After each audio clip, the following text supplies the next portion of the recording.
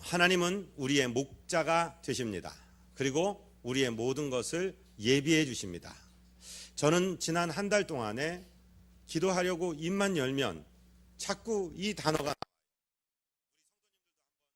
기도하셨으면 좋겠는데 저를 한 번만 따라해 주실까요? 여호와 로이, 여호와 이레. 네, 로이라는 말은 목자 이런 말이에요. 그래서 여호와 로이는 여호와 하나님께서 나의 목자가 되어 주신다 이런 뜻이에요. 한 번 더 하실까요? 여호와 로이. 네. 여호와 이레라는 말은 하나님 여호와께서 준비해 주신다. 내가 필요한 모든 것 근심하고 걱정하지 말아도 되는데 하나님께서 준비하시기 때문입니다. 한 번 더 하실까요? 여호와 이레. 아멘. 오늘 본문의 말씀은 우리가 예배하는 삶이 얼마나 복된 삶이며 예배를 통해서 하나님이 어떤 복을 주시는가 하는 것을 공부하는데, 이 시편 95편은 예배의 초청 시입니다. 하나님께 와서 예배하자 하는 시인데 오늘 6절, 7절, 8절 세 구절 말씀을 공부하면서 은혜를 나누기를 원합니다. 하나님께 예배하는 것 자체가 우리 인생의 가장 큰 복인 줄로 믿습니다. 자, 우리 6절 말씀을 같이 읽을까요? 오라, 우리가 굽혀 경배하며 우리를 지으신 여호와 앞에 무릎을 꿇자. 오늘 시인은 이렇게 우리를 초청하고 있습니다. 오라, 하나님 전에 다가오신 성도 여러분, 정말로 복받은 인생인 줄로 믿게 되시기를 바랍니다. 하나님께 온 사람이 복된 사람이에요. 왜 그러냐면 아무나 교회에 올 수 없어요. 하나님께서 먼저 우리를 지명하여 불러주셨고 선택하여 주셨고 오도록 만드셨기 때문에 오게 된 것입니다. 하나님의 전에 내 발걸음을 디딘 것 자체가 하나님의 큰 복을 받은 것인 줄로 믿게 되시기를 바랍니다. 시편 65편 4절에서 뭐라고 시인은 노래합니까? 같이 읽어볼까요? 주께서 택하시고 가까이 오게 하사 주의 뜰에 살게 하신 사람은 복이 있나이다. 우리가 주의 집 곧 주의 성전의 아름다움으로 만족하리이다. 아멘. 주의 뜰에 가까이 오도록 하신 분을 어떤 분이라고 앞에서 묘사하고 있습니까? 주께서 뭐 하셨다고요? 택하셨다고요. 아무나 도매금으로 부르시는 것이 아니라 한 분 한 분을 지명하여 불러서 선택하여 주셨기에 저와 여러분이 이곳에 있는 줄로 믿습니다.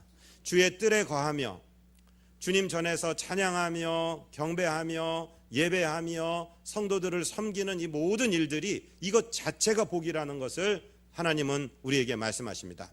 오라, 우리가 굽혀 경배하며 우리를 지으신 하나님 앞에 무릎을 꿇자라고 오늘 시인은 노래하고 있습니다. 하나님 앞에 경배하는 것이 복된 일인 줄로 믿습니다. 하나님이 하나님의 형상대로 지음을 받은 우리 인간에게 두 가지 본능을 허락해 주셨어요. 첫 번째 본능은 경배받고 싶은 본능이요, 또 하나의 본능은 경배하고 싶은 본능입니다. 어린 아이들, 아기들도 경배받기를 원해요. 아이고 우리 애기, 아이고 이뻐라, 우리 애기 왔네, 이렇게 환영받기 원하고 감탄을 받기 원하고 경배를 받기 원하는 게 우리 인간이에요. 어린아이들도 아무도 봐주지 않으면 마음이 상하고 괴롭습니다.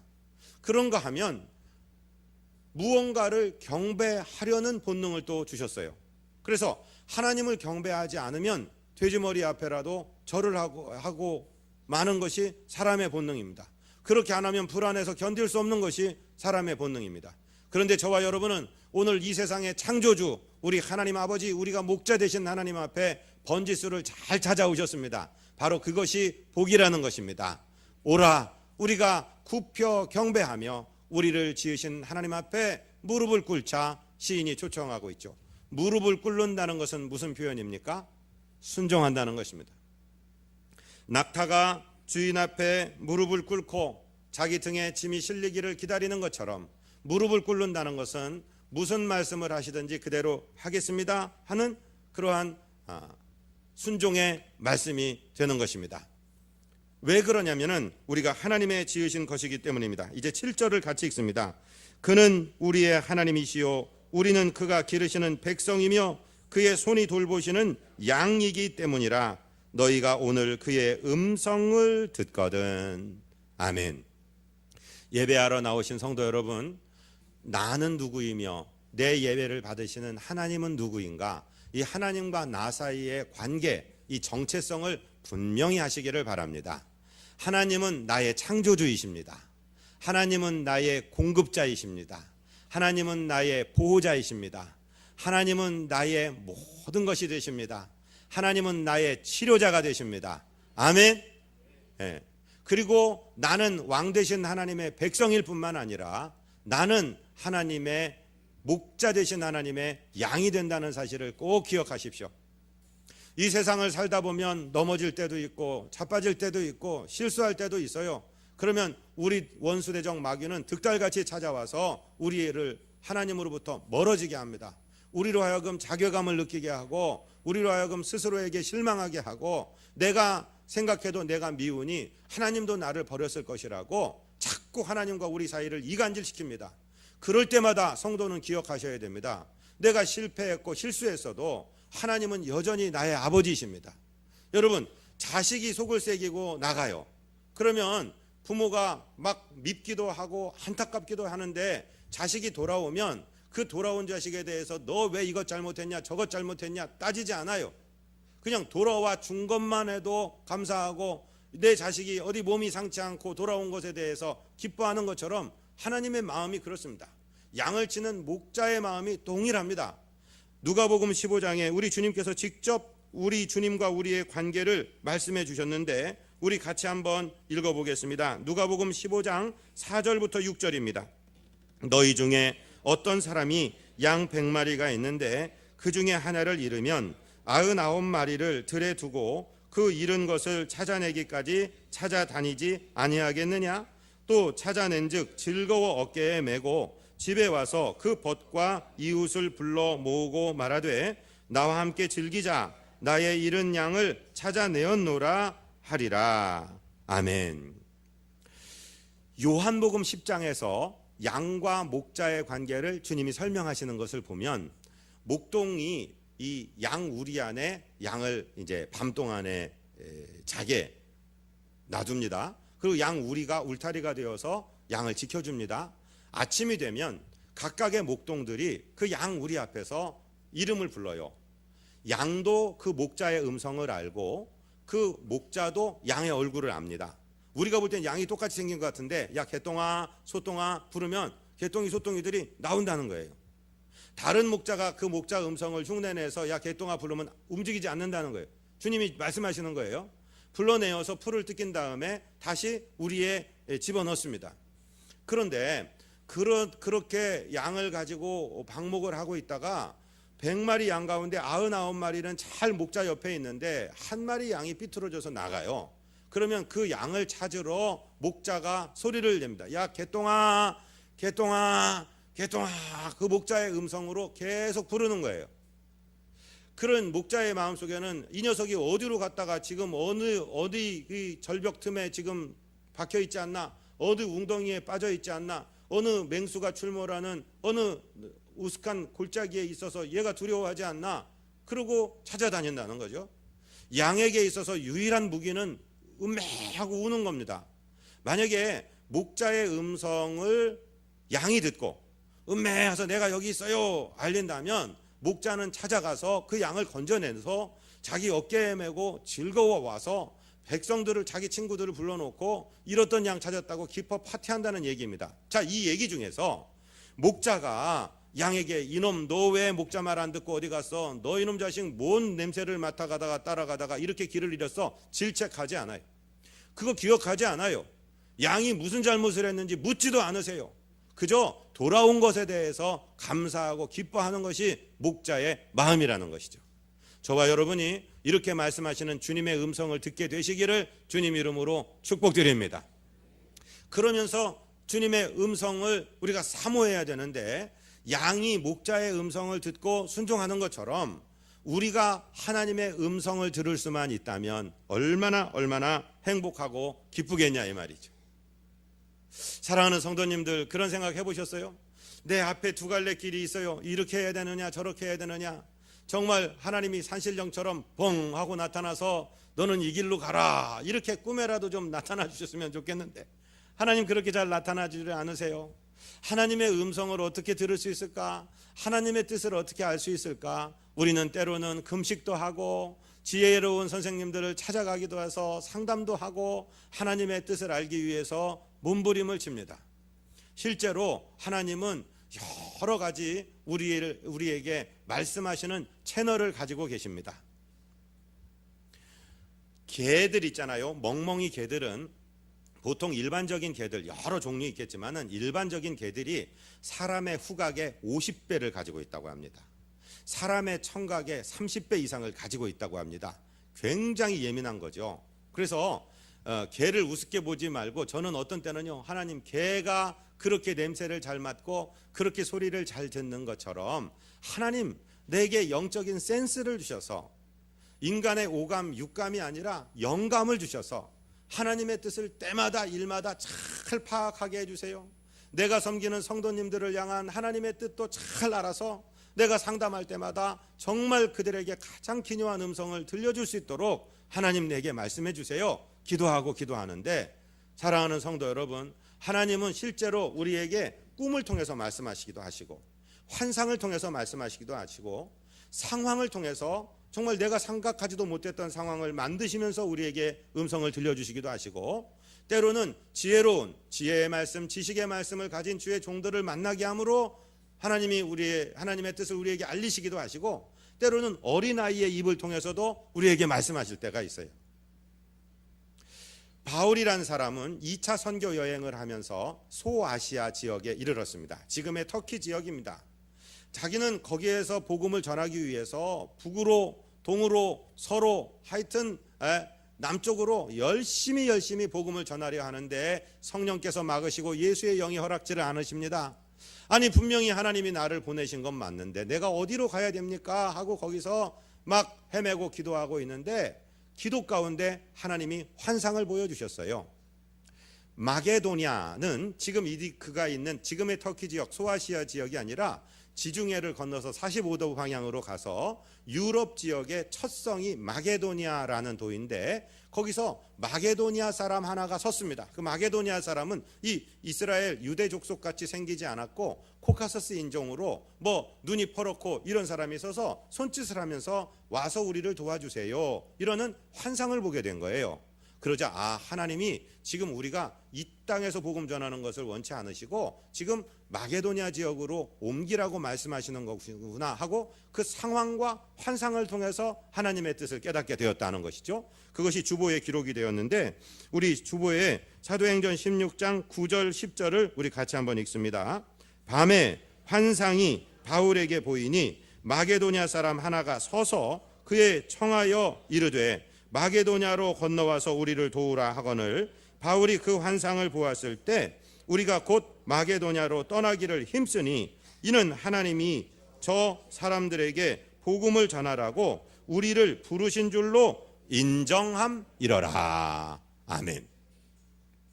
자, 그런데 이렇게 환상을 보고 상황 가운데 인도받는 것은 오차가 있을 수 있어요. 제가 이단 사역을 하다 보니까 이제 공부를 하는데 우리 성결교회 지도자 중에 양도천 목사님이라는 분이 계셨어요. 바로 계룡산에. 그분이 평양 신학을 하시고 또 성결교 신학을 하시다가 나중에 대한신학교에서 졸업을 하신 분인데 얼마나 이분이 하나님을 사모했냐면은 계룡산에서 금식을 하면서 계속 기도를. 그 유명한 이분이 여인을 보고 음욕을 품은 자마다 간음했다는 말씀에 걸려서 그렇게 안 하려고 당신의 성기 중에 일부를 제거하신 분이에요. 그렇게 열심히 하나님을 따라갔어요. 하나님 따라갔어요. 근데 어느 날 계룡산에서 기도 중에서 태극 나방을 보았다고도 하고 또는 바위에 태극 문양이 새겨진 것을 보았다고 하는데 그것을 어떻게 해석했냐면 이 대한민국을 나에게 주셨다. 이렇게 해석한 거예요. 그래서 세계 일가공회라는 이단을 만들었어요. 그분의 영향을 받아서 문선명이 박태선이가 오게 된 거예요. 그러니까 환상을 잘못 해석하면 코드를 잘못 해석하면 큰 오차를 낼 수 있고 교만에 빠질 수 있고 이단교 교주가 돼버릴 수 있다는 말씀을 제가 드리려고 하는 거예요. 그래서 가장 중요한 것이 하나님의 기록된 말씀을 통해서 검증받고 말씀을 통해서 하나님의 음성을 듣는 것이 가장 복되다 하는 것입니다. 그런데 하나님의 기록된 말씀을 우리 삶에 적용하는 이 하나님의 음성이 언제 제일 잘 들리냐? 바로 지금 이 예배 시간에 가장 잘 들린다 하는 것입니다. 아멘. 그래서 예배 드리는 게 복이라는 거예요. 예배를 통해서 예배 드리다가 하나님의 음성을 듣고 하나님의 뜻을 발견하게 된다 이러는데, 전도서 5장 1절에서는 이렇게 말씀하십니다. 같이 읽을까요? 너는 하나님의 집에 들어갈 때에 네 발을 삼갈지어다. 가까이 하여 말씀을 듣는 것이 우매한 자들이 제물을 드리는 것보다 나으니. 아멘. 가까이 하여 하나님의 집에 모여서 하나님의 말씀을 듣는 것이 우매한 자들이 제물 드리는 것보다 낫다 이거예요. 교회 운영하는 데는 제물이 더 이득이 될 수도 있어요. 그러나 신앙적으로는 제물을 드리지 말라는 얘기가 아니라 그것보다 더 중요한 것이 하나님의 음성 듣고 청종하는 것이다 이 말씀입니다. 아멘.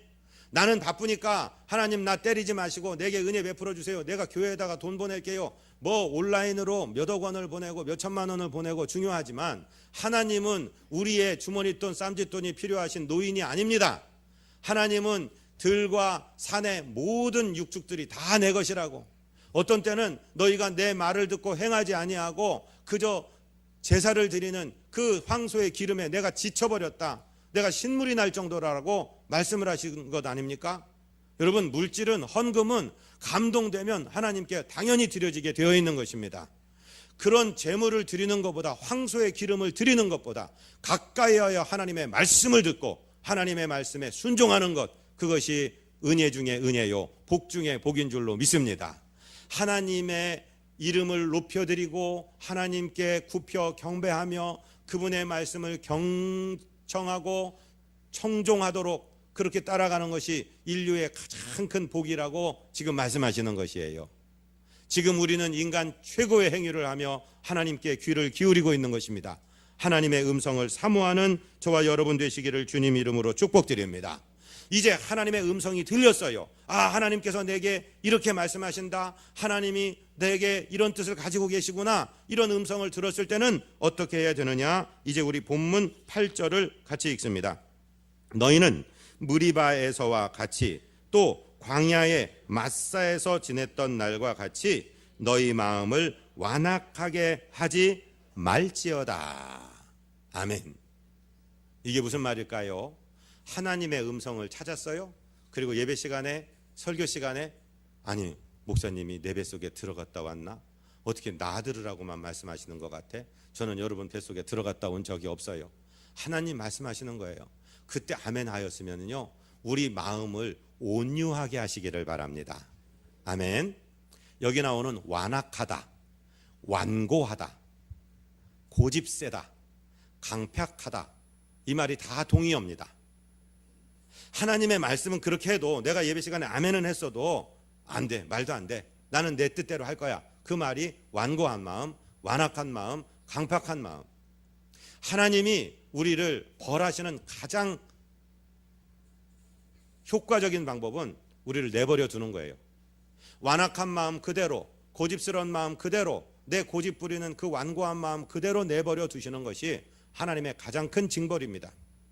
그런데 하나님은 훈련을 시키시고 연단을 시키셔서 우리로 하여금 온유한 마음을 갖게 하십니다.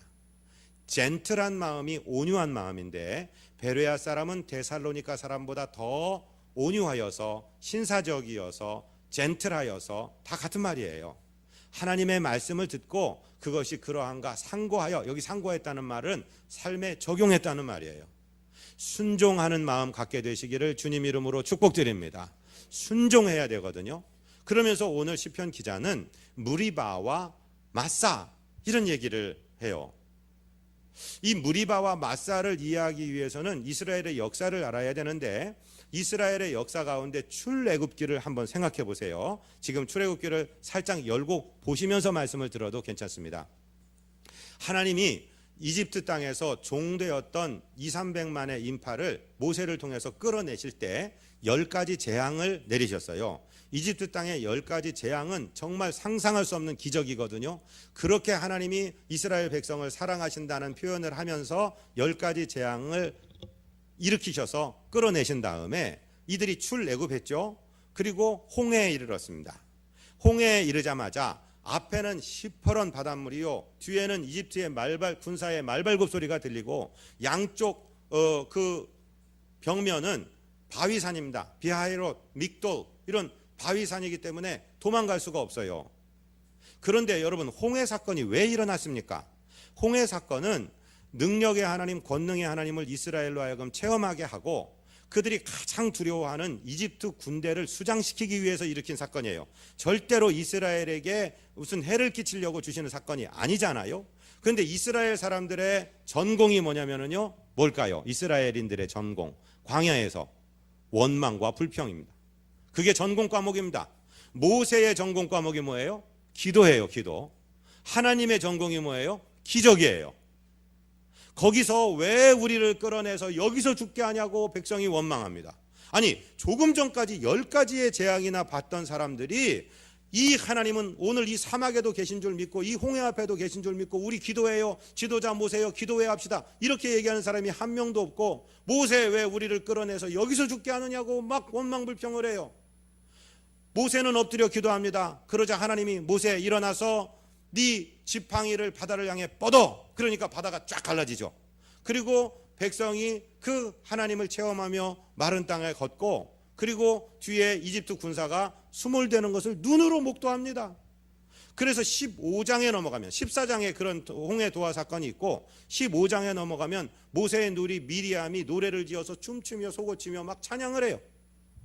찬양이 끝나기가 무섭게 마라라는 곳에 이르렀는데 물을 먹어보니까 써서 먹을 수가 없어요. 또 불평하는 거예요. 물이 있어서 못 먹겠다고, 물이 있어서 못 먹겠다고 또 전공 과목을 하는 거예요. 그러니까 모세는 또 엎드립니다. 하나님이 한 나무를 지시하시니까 그 나무를 물에 던지니까 물이 달아졌다. 그리고 얼마 후에 엘림이라는 곳에 이르렀는데 거기는 12개의 샘물 오아시스가 있고 70여 그루의 종려나무가 있어서 거기서 즐기고 천막을 치고 한참 즐겼다. 그러다가 이제 그것이 15장이에요. 16장으로 넘어가면은 이제 또 불평이 시작되는데 배고파 죽겠네. 왜 여기 와서 먹을 것이 없는 이 광야로 몰아가서 우리 죽이네.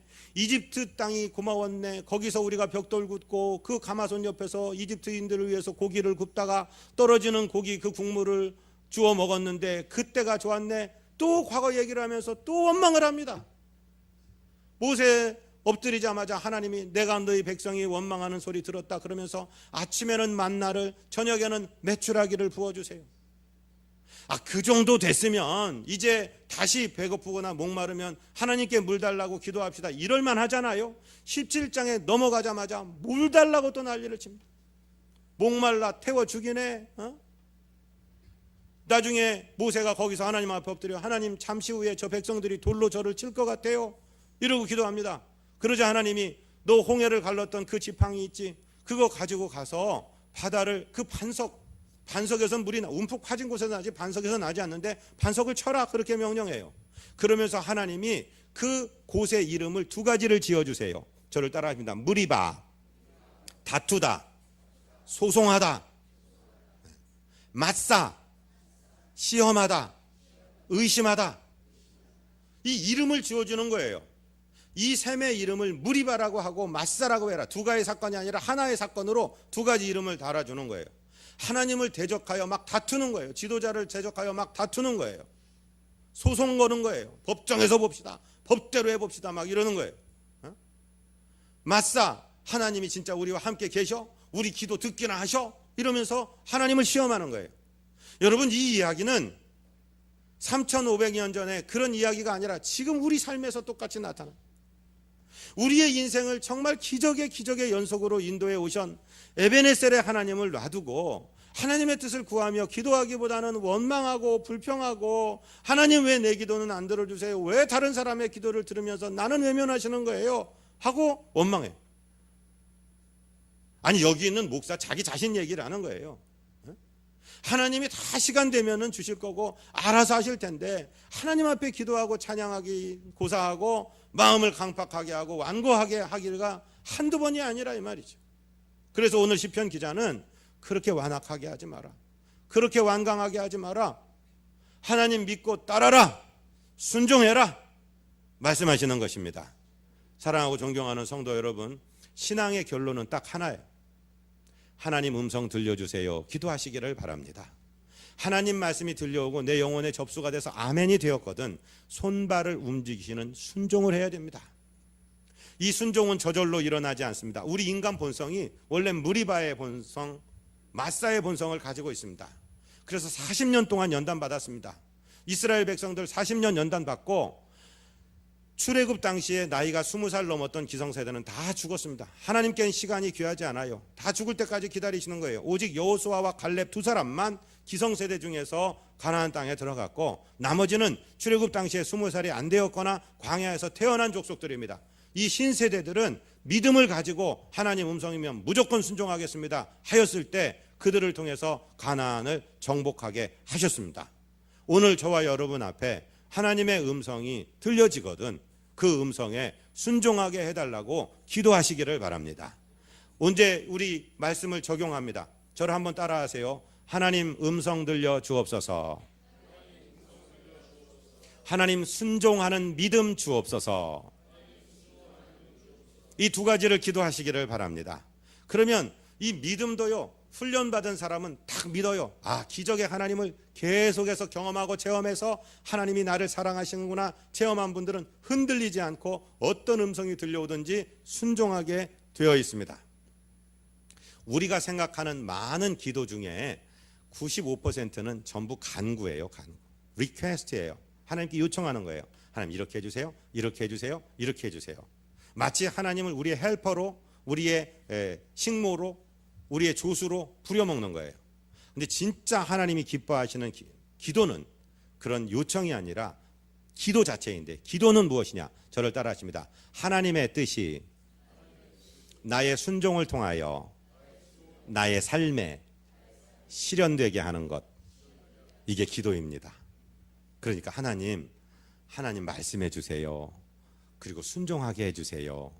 마사에서와 무리바에서와 같이 완고하게 되지 않게 하시고 하나님 말씀에 순종하게 해주세요. 하나님은 나쁘신 하나님이십니까? 째째하신 하나님이십니까? 아니면 좋으신 하나님이십니까? 좋으신 하나님이십니다. 내가 구하는 것, 내가 달라는 것 받으면은요, 어떤 때는 별로 쓸모없는 것일 수 있어요. 응답 받고 난 다음에. 그런데 좋으신 하나님은 우리에게 최상의 것을 주시기를 소원하십니다. 그래서 오히려 내가 결정하는 것보다 하나님이 주시는 것을 그대로 받는 것이 훨씬 좋습니다. 아멘. 내가 염려하며 계획하던 것 믿고 기도하며 주께 맡기고 나의 모든 소원 던져버리고 할렐루야, 오직 주만 따라 살기 원하네. 그렇게 살아가야 하는 것이 가장 복된 것인 줄로 믿습니다. 예수님도 이 기도를 하셨어요. 예수님도 우리와 똑같은 감각 가지고 계셨기 때문에 십자가를 앞에 두시고 그 겟세마네 동산에서 너무도 괴로우셨어요. 그 육신의 감각의 고통을 아셨고 희루라기 하나 걸치지 않고 짐승처럼 벗겨져야 된다는 그 수치심을 아셨고, 그리고 이스라엘 사람들에게 나무에 걸려 죽는 것이 가장 저주스러운 죽음이라는 그 모든 것을 아셨어요. 그렇기 때문에 겟세마네 동산에서 당신의 아버지 하나님께 기도하십니다. 아버지 모든 것 가능하시잖아요. 그러니까 이 잔, 이 십자가의 잔 내가 마시지 않아도 되도록 패스 바이 하도록 지나가게 좀 해주세요. 거기까지는 간구입니다. 리퀘스트입니다. 인성의 기도입니다. 그러나 나의 원대로 마옵시고 아버지의 원대로 되기를 원하나이다. 그것은 하나님의 뜻을 내 삶에 이루려는 기도입니다. 이것이 진짜 기도입니다. 그럴 때 하나님은 이 기도를 들으시고 응답하시는데 십자가를 치워주시는 것이 아니라 십자가를 지실 수 있는, 정면으로 돌파하실 수 있는 능력을 부여하시는 것입니다. 그래서 주님은 능력으로 십자가를 지셨고 죽음 권세를 깨뜨리고 부활하시는 권능을 얻은 거예요. 바로 이 주님께서 저와 여러분에게 누구든지 나를 따라오려거든 자기를 부인하고 날마다 자기 십자가를 지고 따를 것이니라 말씀하고 있습니다. 사랑하고 존경하는 성도 여러분, 평탄한 길 달라고 쉬운 길 달라고 기도하지 마시고 주님 내 사명의 길 걸을 수 있는 능력을 주시옵소서. 내 길을 주님 보여 주시옵소서. 내 귀를 열어 주의 음성 듣게 하여 주시옵소서. 순종하는 믿음 주시옵소서. 그렇게 기도하시기를 바랍니다. 그러면 주님께서 놀랍고 아름다운 예비하신 복을 주시고 우리를 복의 자녀로 삼아 주실 것입니다. 마가복음에 주님께서 드렸던 기도가 기록되었습니다. 우리 같이 읽을까요? 마가복음 14장 36절입니다. 이르시되 아빠 아버지여 아버지께는 모든 것이 가능하오니 이 잔을 내게서 옮기시옵소서. 그러나 나의 원대로 마시옵고 아버지의 원대로 하옵소서 하시고. 아멘. 다시 한 번만 따라 하십니다. 주님 음성 들려 주옵소서. 주님 순종의 마음 주옵소서. 그렇게 간구하시고 승리하시는 우리 모두 되시기를 주님 이름으로 축복드립니다. 하나님 우리 아버지 감사합니다. 존귀한 성도들, 주의 백성들, 주의 양들, 손으로 기르시는 양이 된 우리 백성들이 주의 말씀을 청종하였습니다. 주님 말씀하시는 대로 절대 순종하였다가 여호와 로이, 여호와 이레 우리 아버지 하나님의 인도하시는 기적적인 계획하심과 공급하심을 예비하심을 만나게 될 줄 믿습니다. 우리 구주 예수 그리스도 이름으로 축복하고 간구하옵나이다. 아멘.